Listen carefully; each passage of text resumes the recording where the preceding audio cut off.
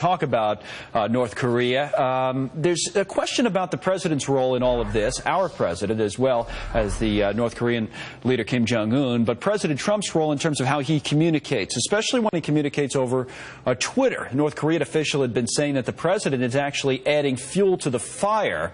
Now, you could argue that's just an excuse for aggression or something like that, or maybe there's something to it.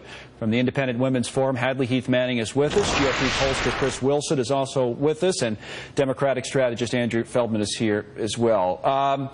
Hadley, let me start with you, because we always talk about things as they're perceived here, what we think, say, of North Korea, but what they think of us is also important. Do you think the way the president speaks publicly, sometimes off the cuff, as he did yesterday, or, as we know, sometimes in the way that he tweets and the language that he uses, affects that perception? If so, how?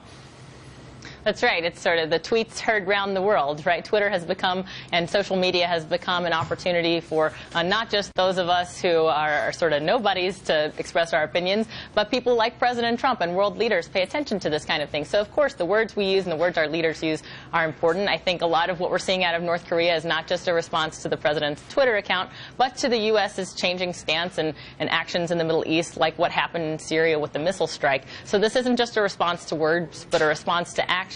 And the U.S. Position on North Korea cannot be one of turning a blind eye, cannot be one of inaction. Obviously, the atrocities there regarding human rights and the tough talk coming out of North Korea, quite frankly. President Trump isn't the only one talking tough about a potential conflict. When you think about it, Chris, I don't know what your point of view is on this, but if you think about the way the news stories are reported when it comes to North Korea here, you'll often hear in mainstream reports something like, oh, that crazy person over in North Korea, and that is a reference to the leader of the country in Kim Jong-un, and that's how it is reported here. And being serious, that's how it's reported all the time and how it's often being discussed. And that may be the right way to discuss it.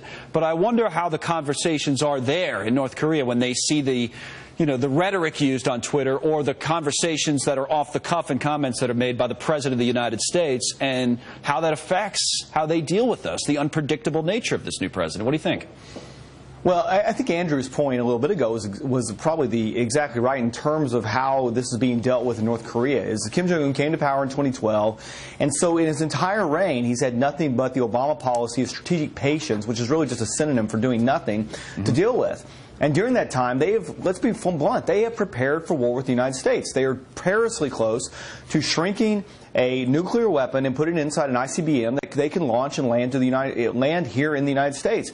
And there are reports coming out of the Pentagon that say that could happen as soon as 2018. So we are in a situation now where time has run out. We may be as little as a few months away from them having the capabilities of attacking us.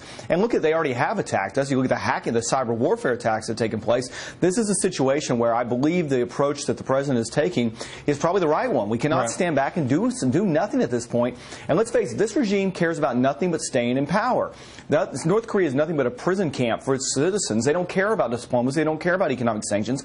And the fact is, a nuclear warhead is their ace in the hole to be able to stay in power. And as long as they think they can achieve that, then they don't care what the rest of the world says. And that's why it is so important that we no longer sit back and practice strategic patience. You're referencing Andrew's point. Andrew Peek, who was on with us a few moments ago. Andrew Feldman is with us now. And I want to ask you, Andrew, what you think of all this in terms of how the communications strategies impact the policy that ends up being made after the communications go out.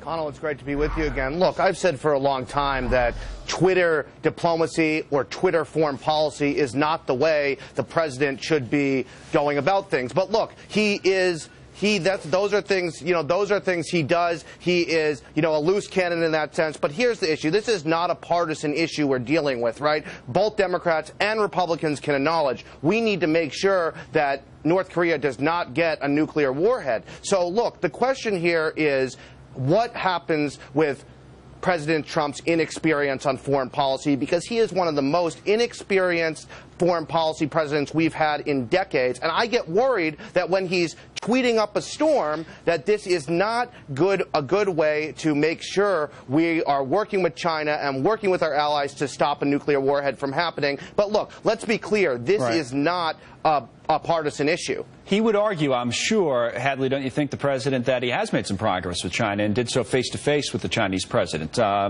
don't know if it's true or not. Time, I guess, is one of those, I hate the phrase time will tell, but actually will in this case. And what do you think of what the president has gotten done so far with China? Well, that's right, and some analysts would suggest that we're not going to find a solution to what's going on in North Korea without help from China. And obviously the situation there with our allies in the Asia region is complicated, but when it comes to China's recent decision to stop importing coal from North Korea, I think undeniably that's a sign of progress. That's a reason for cautious optimism. 56% of the American people in a recent CBS poll suggest they've got some misgivings about President Trump's ability to handle North Korea. 39% of Americans confident in his ability. So as we continue to watch things unfold, we can see step by step. I do believe we've seen some steps in the right direction, some steps of progress, and maybe that will increase the American public's perception that President Trump can handle this. We're getting closer and closer, Chris and Andrew, to a commercial break, so I just want to give both of you a quick chance to say what you're expecting or fearful of maybe this weekend. Andrew, you were jumping in there, so why don't you go first real quick and make your point, and then we'll wrap it up. Go ahead. Look, I think we are making some progress on China. The problem is the president doesn't communicate to the American people what's going on, right? So the question is here, you know, what is really happening in those meetings? I hope that he's continuing to not only have tough talk, but continuing to talk to these leaders and actually, you know, make some progress. And we need Mike Pence to really lay out a strategy. Since the Syrian situation, we haven't heard a strategy. We need a strategy. The American people deserve that, and I hope we get a strategy from Mike Pence. What do you say to that? He's heading to South Korea. What do you say to that, Chris? That the idea that there's military action, yes, we've seen it in Syria, and we've now seen it yesterday in Afghanistan, but there also has to be a strategy, a longer-term political strategy that is included with that. What do you say, Chris? Well, I think Donald Trump has made it very clear from the very beginning, whether you agree with it or not, that he's not going to telegraph what his strategy is. He was very critical of the Obama administration for saying what they were going to do, and then it would fail because the enemy knew what was happening. I mean, frankly, I think there is a little bit of benefit when it comes to dealing with North Korea for there to be a bit of a chaos theory approach to it, and the fact that they have no idea what's going on, which is a very different approach than, again, the failed strategic patience approach to the Obama administration. And the reports coming out of China and President Tsai's comment that being far more supportive than we've seen in the past, I think shows that they recognize the destabilization of Korea could be very damaging to the entire region. And hopefully they're coming around to more of the U.S. point of view in terms of what has to be done here. We'll watch it all weekend. Hadley and Chris and Andrew, thank you. It's a good discussion back and forth.